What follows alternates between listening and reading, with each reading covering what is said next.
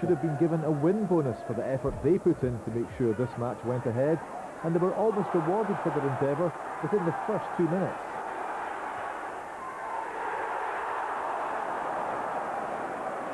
Scott Brown put Derek Reardon through, and even though his effort was thwarted by Julian Speroni, a trend that was to continue for much of the match, Kevin Thompson's delicate chip fell just inches wide. Less than 10 minutes later, the visitors had to rely on their goalkeeper once again. This time, Reardon was the provider, but the thickness of Speroni's gloves was enough to keep Gary O'Connor and Scott Brown, standing in an orderly queue, from opening the scoring. A save of 2 halves, you might say.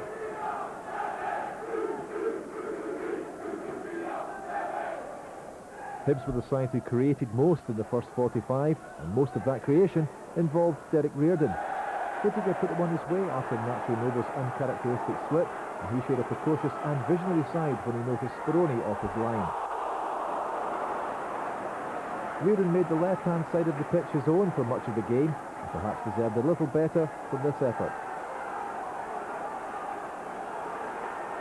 But despite Hibs making most of the chances, they were in at half-time a goal adrift, thanks to some fantastic work from Dave Mackay. His juggling led to an inch-perfect pass for Mark Fotheringham to coolly slot home his third of the season. Mackay left Whittaker's head in a spin, and the former Celtic trainee finished with aplomb.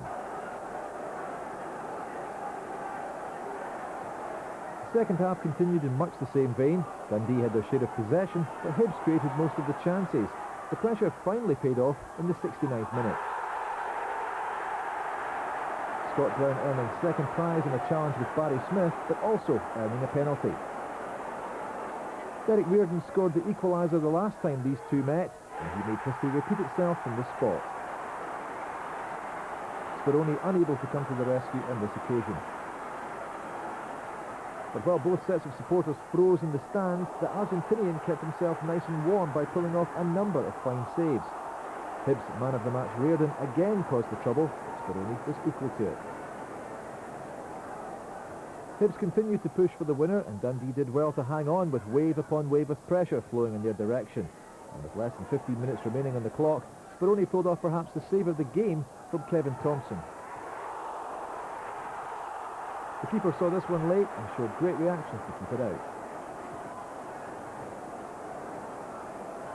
But the D goalie was beaten again, and once again he was beaten by Derek Reardon. With 9 minutes left on the clock, this looked to be the winner, but offside was the call, and extremely tight it was too. Reardon had an identical chance just 2 minutes later, again made by his electric pace, but instead of blasting, he chose the more delicate option.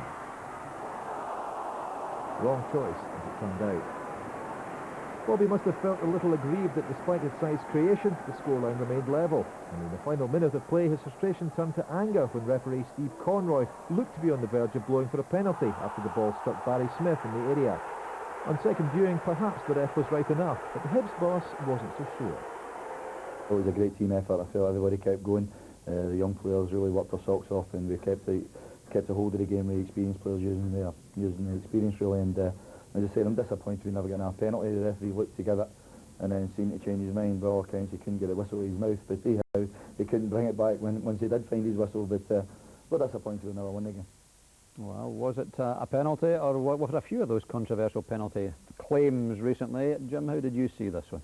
Yeah, I think it certainly hit Barry Smith's chest first. I mean, it may have brushed against his arm as well. I mean, from that angle there, he definitely hit his chest first. But I had a little chat with Bobby after the game, and I think he threw his Barbie at the pram really after it, so I don't think he'd been too happy. But I thought it'd been a little bit harsh to get it against Barry in that time, although we did give away an unnecessary penalty. No argument about the second one. Generally, reasonably pleased with your point yesterday, though? Yeah, I think so, because we didn't play great, but we defended well when Julian Speroni was excellent in goal. So when you go there on that kind of day, quite pleased to come back with a point.